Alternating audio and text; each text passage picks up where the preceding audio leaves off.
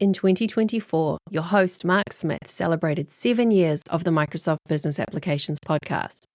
Now, we step into a transformative 2025 with a fresh new name. Welcome to the Microsoft Innovation Podcast. Our new name reflects a broader vision, exploring the intersection of people, business, technology, and AI. You'll also hear from me, Meg Smith, a bit more as we launch a new exciting series called The AI Show.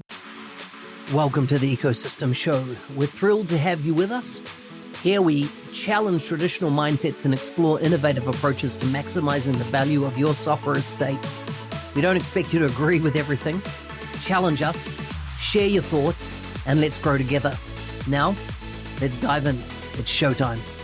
Welcome back to the Ecosystem Show. We're excited for another episode. We have got Chris back all the way from Ignite. We haven't released that previous episode. We just got some technical issues that we're sorting out, but we'll get it live soon. And why haven't we released that episode? Let's discuss what the technical difficulties are, because they're the most Chris Huntingford problem ever. I'm sorry. Okay. So here's the thing. Let me just explain how the software we use works, just so everybody knows. Why do we do this in Riverside as opposed to Teams, as opposed to any other product? Riverside was designed for remote interviews in that it took into account the nature of the internet and that you can have latency. And what latency does is stretch audio and it stretches video. It pixelates it. It freezes it. It makes it a poor quality experience. So how this product works, it's via either Chrome or Edge browser. And each of us individually, our video and our audio are being recorded to our local hard drive in a thing called cache. Andrew? Cache. Cache. American interpretation is cache. And so what happens then is about 60 seconds, maybe 90 seconds later, it buffers that data back up to the Riverside server. And then the Riverside server, using AI, merges all of our 4, in this case, video and audio together and makes it look like we're all in, as in from a quality perspective, in a single room, single experience, that type of thing. Now, last week, Chris was in Vegas and he joined live. Ignite. Chicago. Sorry, Vegas. Yes. My bad. Ignite in Chicago, joining live as our field reporter. And we were excited to have Chris online. The problem was the Wi-Fi wasn't that great there.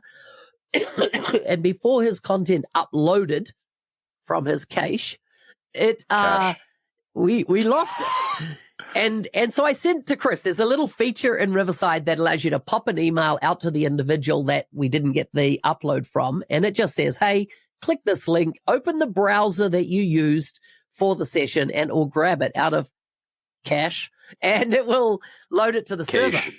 So Chris goes to me, okay, so what email address did you send that to? I've got like 5 email addresses. Okay, so problem number 1. And there are three gaps in this recording, so 3 videos. And I sent this a week ago to him. Then he was like, I can't remember what laptop I was using. I was like, what do you mean? Like, I only have 1 laptop. Well, I've got 10 laptops and I take them all with me wherever I go. How many laptops do you have, Chris? I carry 3 around. Wow, 3, okay. It blows my mind. It's weird. Dude, you must see going through customs at the airport is the funniest shit in the world, right? Like, they haul me out, right? So I'm pretty good, right? I'm pretty good with going through security. Like, I've got TSA in the States, but it is harder for me to leave the UK than it is for me to get into and leave America. Okay. Oh, that's the way. Yeah, 100%. Yeah. The British are extraordinarily difficult at airports. Dude, I get hauled out on, what are they called? Snap searches or spot searches 9 out of 10 times. It's because I look sketchy. I'm aware, right? Are they trying to work out which laptop's your porn laptop? Pretty much, yeah. Yeah, that's it. That's exactly what they're doing. They're trying to figure out which is my OnlyFans laptop. Yeah. But it's funny because like I load up the trays Chris and I'm like a content producer.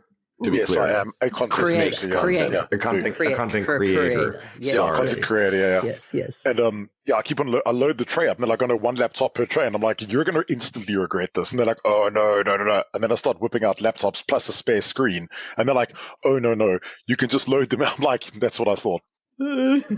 Crazy. Instant. It's so funny, dude. Instant regret. I watch them all the time, and then I always get hauled out I've been felt up more by security at Heathrow Airport than I have in my entire teenage years, dude. Wow. So, Wow. yeah. Wow. So once then.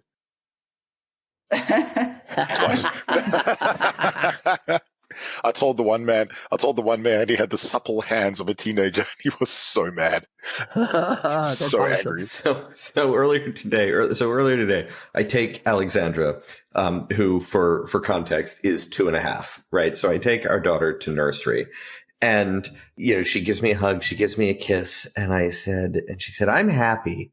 And I said, "Alexandra, what are you happy about? What are you going to do in school today?" She thinks and she says, "Boys." No. And then the nursery, one of her carers comes to the door to pick her up and to meet me. And I am just cracking up at this 2.5-year-old. And I said to the woman, I said, "Yeah, I explained the situation." And Alexandra replied and said, "Boys." And then I added, I wasn't expecting this for another 12 years or so. And her caregiver sort of laughs like very awkwardly and says, "Well, perhaps what Alexandra meant is that she was looking forward to playing with some of her male classmates." And I was like, "Dude, I'm not offended by this. I think this is funny. You don't need to make me feel better about it." You just got mansplained. Yes. No, it was Britishized. The thing was Britishized. Got it. Yeah. Yes. So I don't know, maybe 5 days ago, maybe 10 days ago, I reached out privately to Ana, and I said, "Ana, what's going on in Romania at the moment?" Because, I watch my news feeds and stuff like that, and I generally do that on X, and there's an underlying current that something is going on that is technology driven at its core, in that the presidential candidate, my understanding, for Romania, 4 months ago, nobody had ever heard of this person. And about, I don't know, in the high 90% of Romanian people have never, ever heard of this dude, yet he's winning the election. And of course, there's been a lot of inference that there's Russian interference. There's been calls for TikTok to be shut off in the region because it's been seen. Reuters says Romanian watchdog calls for TikTok suspension over election fears, and that just came out a day or so ago. And so that's caused me to reach out to Ana and said, "Ana, what's going on?" And at that point, Ana was none the wiser either, I suppose, of what was happening. But of course, things have changed. What's up, Ana? Yeah, I'm pretty upset actually about the situation because it's gonna affect real lives and real people here. It's more than artificial intelligence can create content and we all laugh about it, or we all think about how that would be used in future. We're talking about here and now, farms of bots kind of watching TikTok videos and then randomly posting, "I vote with this individual." By the way, go out and vote with this individual because, our country will be better. And these sort of messages, they appear at content creators who put on makeup or get ready in the morning, nothing political, nothing to do with anything. But the algorithm is good enough to spot, what videos have a high level of interaction, and therefore, the message is going to come across, better. And not only that, this individual, he was in Romanian politics for the past 30 years or so. And he's been banned from the worst of the parties for being too extremist. Can you imagine? He is preaching stuff like information flows through water and Pepsi implants microchips in their drinks so that, the big American corporations can control us all.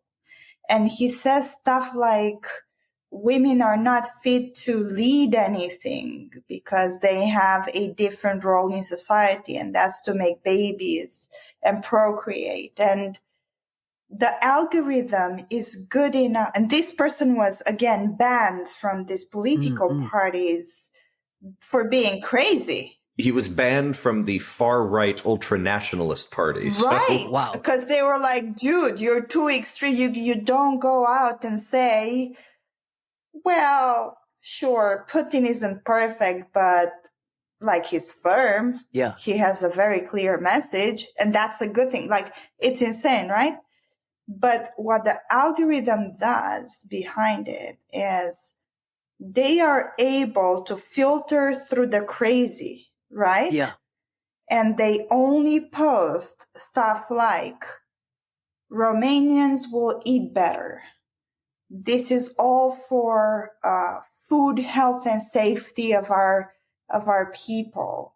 Vote with me so that the political parties who are corrupt are not going to lead you anymore. And like messages that seem kind of harmless. And if you're a person who has lived in Romania for the past 30 years or so, you're not like super happy with your livelihood. So you're happily going to embrace the message that someone's coming in from an independent position and is going to do better.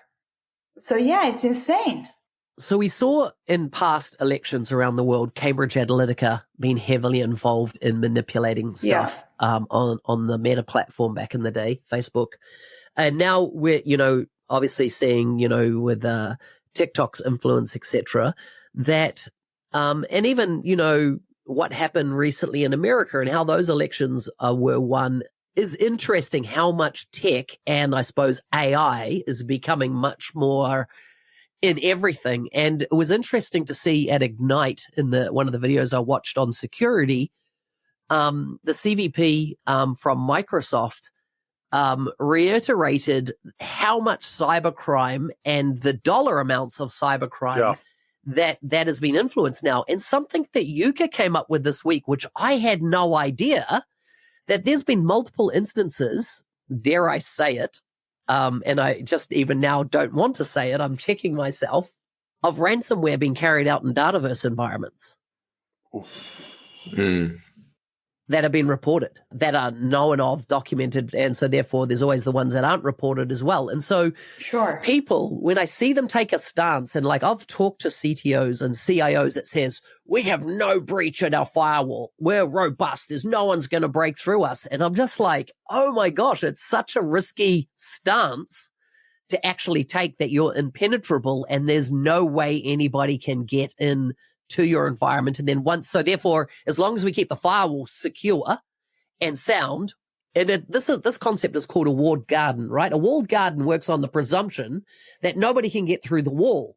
And so what happens is that if you do breach the wall, there's no security inside the garden because it's like the wall is so high, nobody can breach it. And it's just a fallacy of thinking that because we have got such a high wall or a deep moat around our corporation data, that we are protected.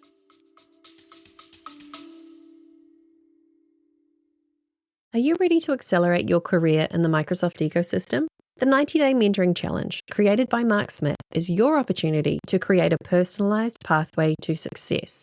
Join over 1,200 alumni from more than 70 countries who have achieved remarkable results, from promotions to new job opportunities. Take it from Nathan, who said, since completing the 90-Day Mentoring Challenge, I've become an MVP in business applications and doubled my income. Or from Parves, who shares, I've never felt as inspired or energized about my career as I do now. Sign up at arcor.nz365guide.com. You can find the link in the show notes. And if you use the code podcast, you'll get 10% off. And the problem is that the moment you feel like that and you think like that, you really trust it. Therefore, you don't feel the need to invest in resiliency plan or in resiliency plans, or what are you going to do next? Like so many people, whenever I ask them about adjacent subjects, they come back to me with Microsoft articles from the internet, and they even incorporate it into their own like documentation and procedure and stuff. And it's not without really adhering to any extra security measures. That's where the danger comes from, right? Oh, yeah. Yeah. I like your walled garden analogy. I think it's so true. I think I wish I was an expert in security, but I'm not. I'll learn it. But I'm finding it really interesting. Like there's some pretty big shots at Microsoft who are saying now that like that's the thing. And what did they say? If I'm going to get this wrong, if security breaching or hacking were a company, it would have the world's third largest GDP. Something like that. That's exactly right. So it's basically the world's largest is the US, the second is China, the third is Germany, but it actually would slot right in between China and Germany for cybercrime. The amount of money taken or impacted is the third largest GDP in the world. Yeah, interesting, right? So if you think about like, I don't know if this is a word, the lucrativeness of that, lucrativity. I don't know, Andrew, help me. Yeah. We're making up words now. I think it would be lucrativeness, or you'd phrase it like how lucrative something would be. But there we go. Yeah, you know the English. I'm South African, bro. I suck at this. But yeah, no, it's just so interesting, and you can see why people attach themselves to it, right? But also, like just getting my fingers dipped into the security pie a little bit, I've started to see why it's important even more so, and actually. That's all come from looking at things like Copilot and looking at that sort of white hat hacking and chaos engineering side of things, like what can actually be done. And man, is endless. I'm torn where to take this conversation because on the one hand, I want to get back to the phenomenon, sort of the societal implications, the phenomenon of Călin Georgescu in Romania. But I also want to just take a moment here to say that one of the real challenges in really practical terms, right, within an organization that we have when it comes to ecosystem oriented architecture, right, the namesake ecosystem of this show, is that the ability to integrate data, right, which is so important for artificial intelligence and for just the modern good functioning of a typical organization, right? But the ability to move data around or to integrate data or to virtualize data in different places has accelerated, has grown so much faster than the ability to secure and govern that data in any sort of reasonable way, right? And, I go back to this conversation that I've had now with the Microsoft product group for several years, right? And this is that I love, as people who read my stuff and listen to this show know, I love the ability to shortcut data from Dataverse to OneLake, to Fabric.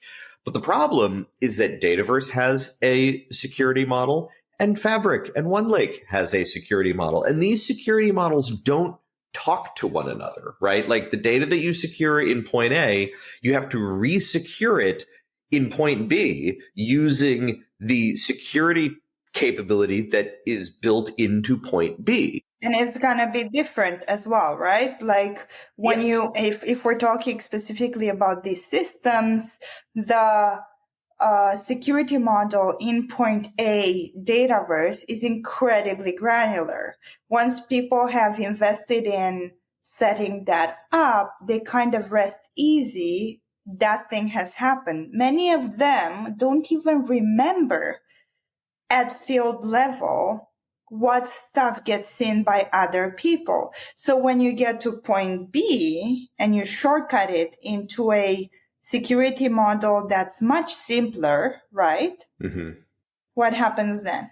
Well, and I think that this is a really important theme that we see emerge again and again, right? That application data that's stored in storage technologies that are meant to be transactional, that are meant to provide, to fuel applications, those storage services tend to secure data at a much more granular level, like at a record level, right?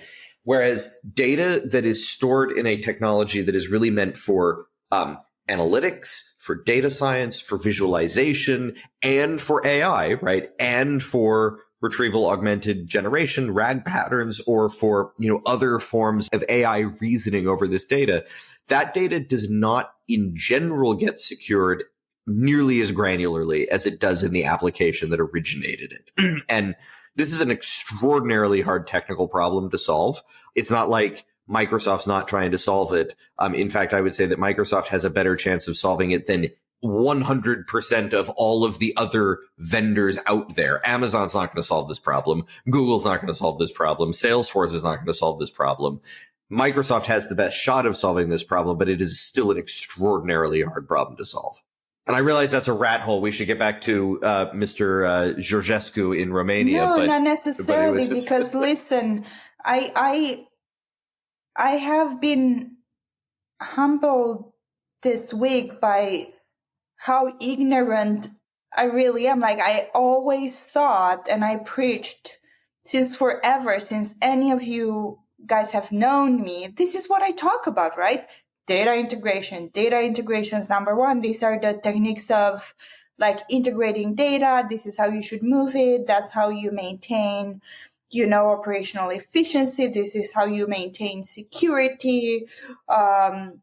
That's how we can create DevOps processes around it. That's how you test it, etc. It goes on and on and on and on and on. I'm really passionate about it, and I think about it all the time. And yet, what happens is you need those teams to talk to each other because they just don't know. The fabric folk, this is why it's a complicated problem. Yeah. The fabric folk who are working on the security model do not know enough about the Dataverse security model everywhere. And they're in the same company, right? The minute you go then outside that, it becomes, you bring SAP into the mix, Oracle or something else, it just becomes absolutely, there's no way there's any collabs going to happen. This is why I think Microsoft has the best shot of solving the problem, even though they're still a long way off from it. If you go back to the election now, this is why it's working.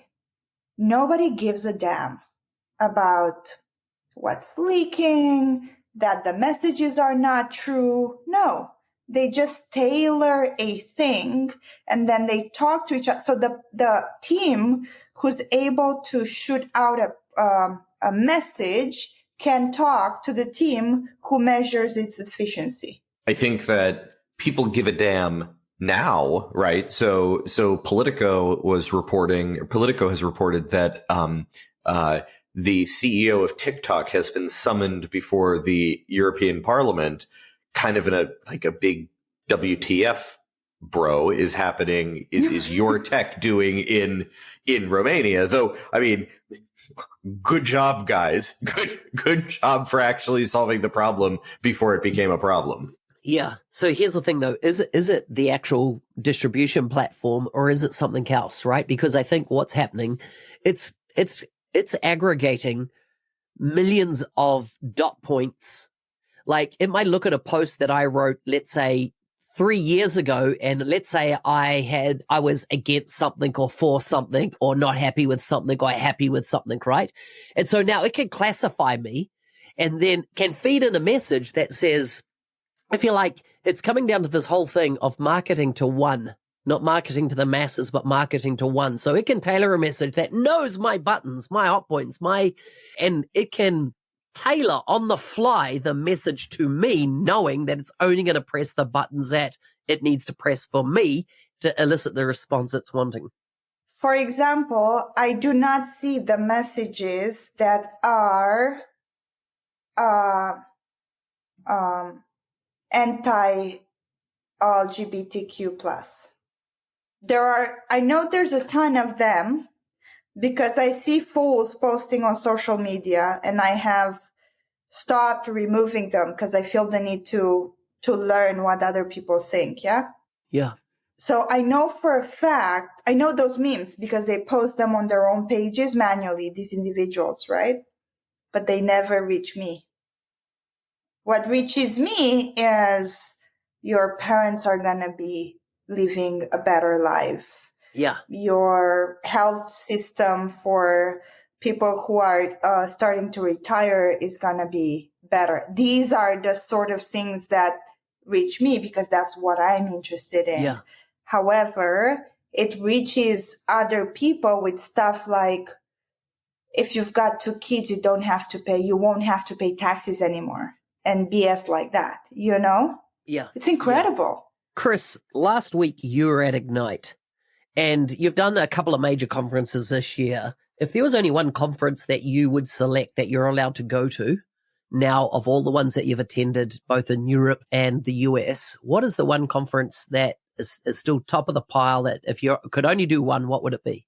Dynamics Minds. Awesome. Okay, good answer. Now, tell us about Ignite. What were the epic things that went down in your mind? Kind of give us the top 3 to 5 that made Ignite epic. So it was I'd never been to Ignite before, right? Like I did Ready when I was at Microsoft, and that was cool. That was like loads and loads of people. Can you just explain what Ready is? Because a lot of people won't understand that that's an internal conference. Microsoft used to have a partner conference called Inspire, right? And a Microsoft internal conference called Ready, okay? And it was all about like psyching up the partners, getting all the partners ready to rock and roll, and then the internal Microsoft folks who chuck us all in a stadium and get the flags flying, get everyone beefed up, and then release us into the wild for the next year. Yeah. And that was big, right? Like I remember that being massive. I mean, we filled up the MGM. 17,000 was the biggest number in my mind for a Microsoft in-person event that I can remember. It's probably about that. Like I remember they filled up the whole of Mandalay Bay and the MGM, and they were still spilling out into all sorts of other hotels. So like it was huge, right? The thing that stuck in my mind about Ignite was, I think number one, it was the sheer size of it. Like there were 10,000 people, but you knew there were 10,000 people at that conference. Like you knew. I mean, it was brilliantly organized. I have to give it to them. I think they did an extremely good job of running the conference. I think like it was so professional, but man, you knew that there were 10,000 people there. Like I was on a booth doing booth babe duty.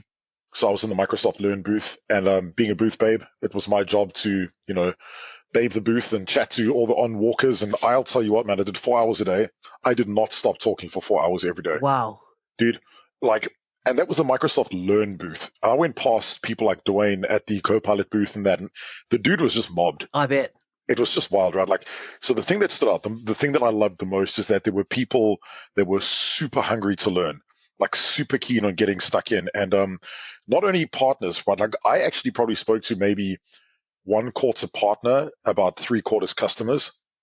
In fact, I'll say 1/4 partner, 1/4 Microsoft, 1/2 customers. Like that was my split, right?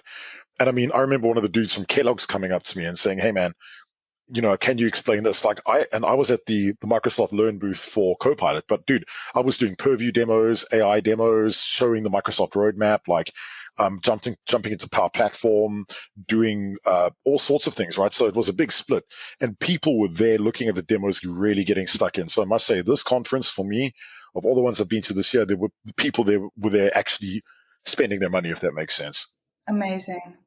So it's funny, actually, that I had a notion at one point maybe that I would go to Ignite, and then, things happened with my health and I couldn't. But it's funny, Ignite barely registered, of all of the conferences, it barely registered in my psyche this year.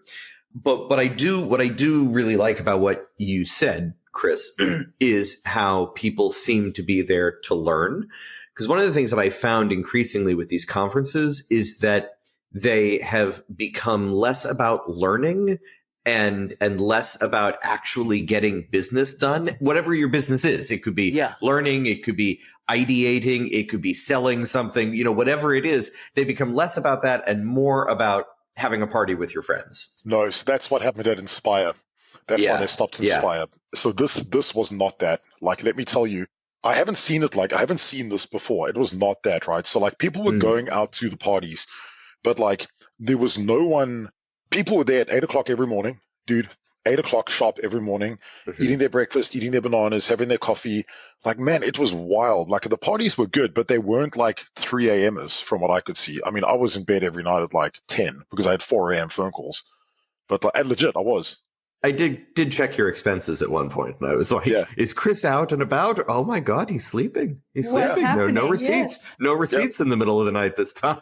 No, legit, man. Can I tell you, you had to be on form at this conference. Like, this was no dicking about. Hey, like, Yeah. I found something out about myself that I loved is that when people take shit seriously like this, it makes me really want to take it seriously. And oh my gosh, I loved it. Like, I ended up at the, my favorite night was I ended up at the AI mixer, okay, of all the AI, advocates and that type of thing. So I met people like Jay Gordon, Lee Stott was there.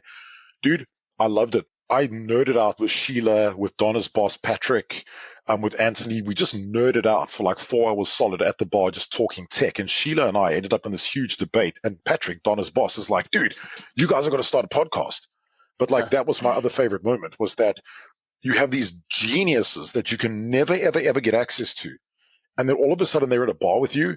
And the cool thing is they're not like hiding away from talking about the tech. Like, they're there to nerd out like we are. Nice. What's funny about that is that Chris is often the genius at the bar who other people don't have access to. So there's the... That's very true. Though I will say, Chris, look at me. Stop typing and look at me. Sorry. No, you may not start another podcast.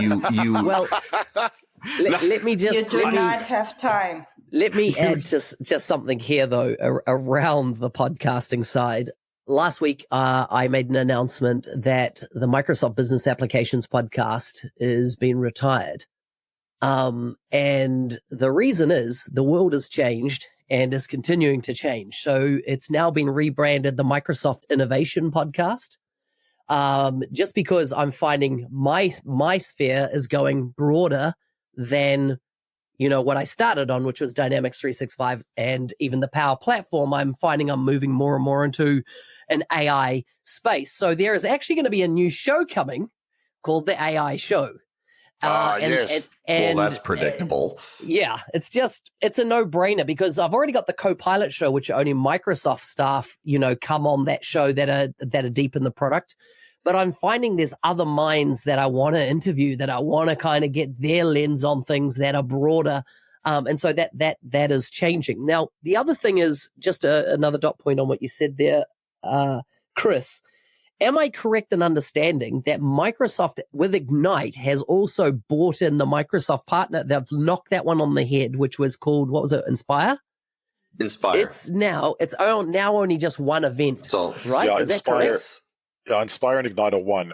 And that's why there are so many partners there, as well as because I've listened to a few of the sessions now, and there's a lot of sessions that you can tell are just for partners because it's Microsoft saying, here's the opportunity for you to go out and make more money with this. And so those are obviously very partner-centric deliveries.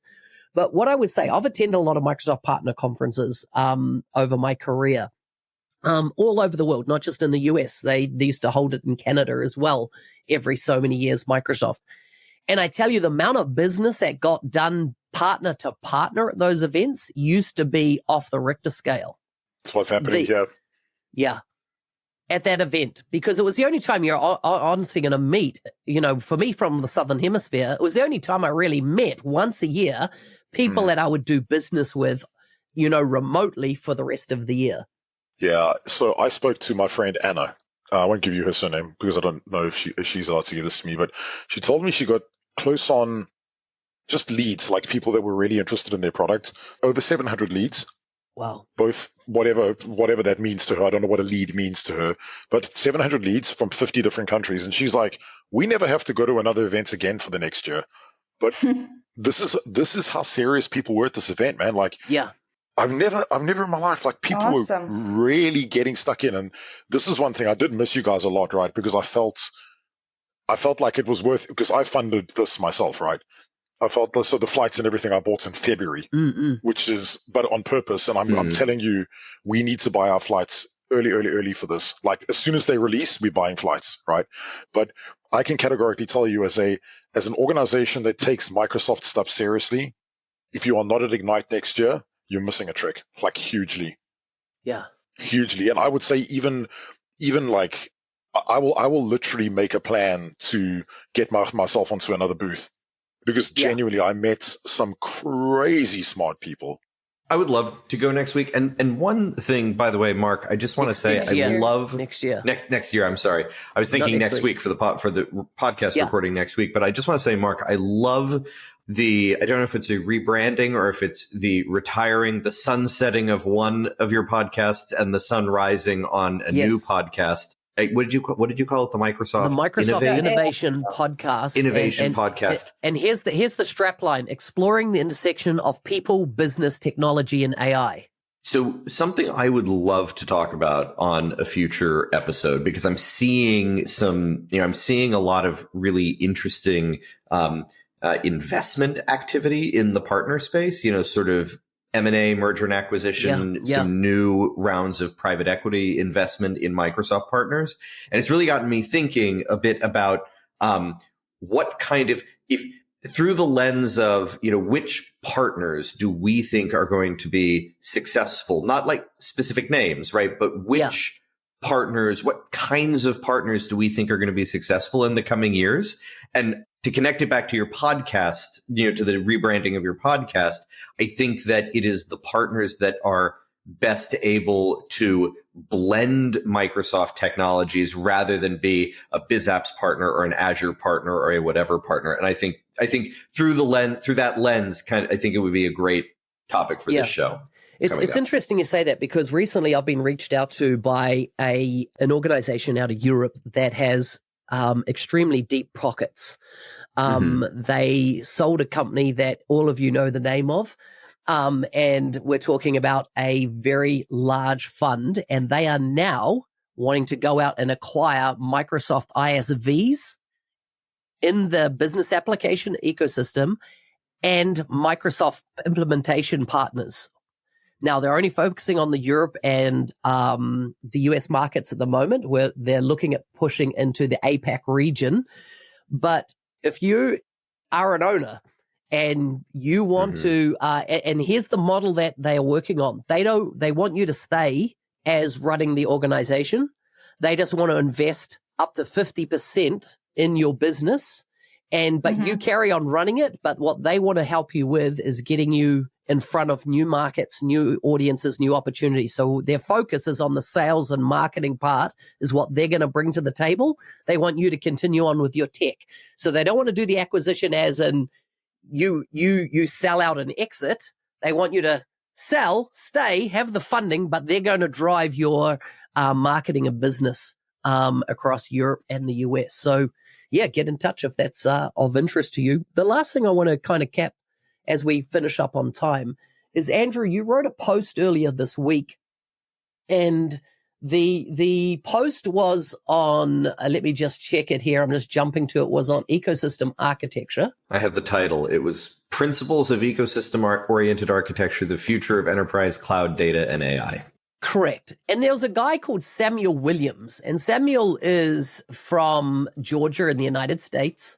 And he had an interesting question that he asked, which was, this is great call to action. What do you think is the first step for organizations to take right now to get started? And I thought I'd throw it to you, Andrew. You're the logical respondent to this. And I would love to know to know each of your first step to get started. But my response to Samuel was that as many of us might want to, so the context, right, is that we're talking about ecosystem oriented architecture. And I was talking in this post about the principles of that architectural approach and organizations transitioning and adopting this architectural approach. And what I told him is that as much as I think many of us might want to jump right into the tech, you need to spend time. The first thing to do is craft your vision, right? Craft your why. Why are we making this transition?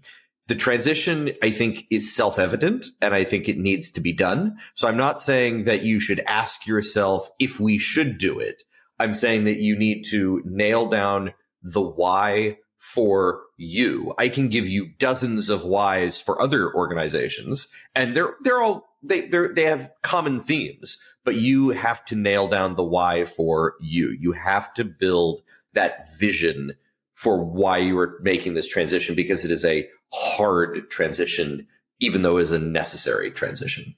It's interesting because in the work that I've done over the last 6 months, for an organization who's rolling out AI, they have the software that they roll out across major enterprise companies. And one of the stark patterns that has emerged is the difference in when executives have a vision and a mandate that they're wanting to go with, as opposed to, and this is more in the area of AI, as opposed to the IT department saying, hey, we should do something with AI, or the HR department going, we need to do something with HR, with AI.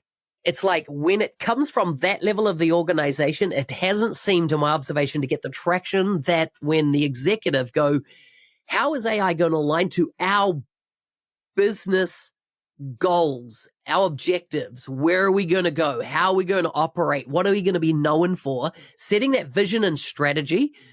It's like light and day, the difference to growth, adoption, and scale of AI in this case in those organizations, if there's that strategic mandate, vision, strategy in place. Most organizations at least half of the organizations that I encounter and that I work with and that I help kind of get started. And you guys know, I work with organizations throughout this journey, but at least half of them within an hour, I can say they've got what it takes, or they don't have what it takes. They just aren't going to bring the strategic will and the executive support to the table necessary to make that happen. But, as I said a moment ago, this is a long and this is a difficult transition. I feel like when we talk about cloud ecosystems, which includes, all of the above, right? We can talk about AI, data, whatever. When we talk about cloud ecosystems and the ecosystem oriented architecture that backs that up, I view this for myself and for all of us. This is a 10-year project, right? To really make, not a 10-year project in any one organization, but this is a 10-year endeavor that we are on this show and in other places to really make this a reality. Now, I don't know how, I think we're probably about a year or 18 months into that transition, and I don't know how it's going to gel with my plans to run for president in 2028, but we'll have to see. I like that. Can I tell you something I find interesting? So I run around telling some people that I work with that organizations have to have BMT to get this done. And they're like, what is BMT? And it's an old rugby term called big match temperament. And what it means is that you have to be able to take on something big, like a wicked problem. And when it starts falling apart or getting big, you have to be able to keep your head and carry on, right? And that's when I think a CIO or CTO is worth their salt in these type of tech projects, is because I can tell, like my friend Nick Gilbert, he's the CIO of London School of Economics. That dude has got BMT. Like, that guy can walk into a place and he's like, man, I don't know everything. I want to know everything, but let's just do this and figure out how to do it together. And that's how I judge it. So it sounds bad. Maybe it's mean, but that's the way that I do it. No, it's good. To me, it's all of the things that you guys just said, like the attitude and obviously forming a vision. But the other question that I would also ask to companies who want to get started with an ecosystem architecture type of work stream, I would ask them whether they are willing, ready, and investing in their culture. Are they willing to let their culture change, or are they gonna be buried underneath the day-to-day? Because they can have like the best ever vision if this is a firm of, like, let's just say 200 individuals, and they all have their day-to-day work, and that vision doesn't couple with a willingness to change the culture, and you're still plowing on with the same targets, you're not going to succeed. Agreed. because people are just going to be buried no matter how much BMT you said. Yeah, BMC? BMT, big match temperament. Right. No matter how much big match temperament you've got, if your teams are busying, you're not going to achieve your goal. I love it. Well, we're at time, guys. And Chris, I'd like you to sign us off. Yeah. All right. So I think the moral of the story here is that, number one, not everyone's going to know everything about AI in the beginning, but there is a place to start. So thank you, Andrew and Anna, for sharing that.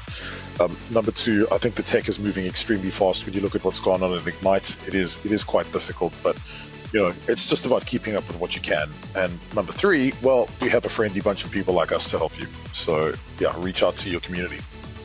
Thanks for tuning into the Ecosystem Show. We hope you found today's discussion insightful and thought-provoking. And maybe you had a laugh or two. Remember, your feedback and challenges help us all grow. So don't hesitate to share your perspective. Stay connected with us for more innovative ideas and strategies to enhance your software estate. Until next time, keep pushing the boundaries and creating value. See you on the next episode.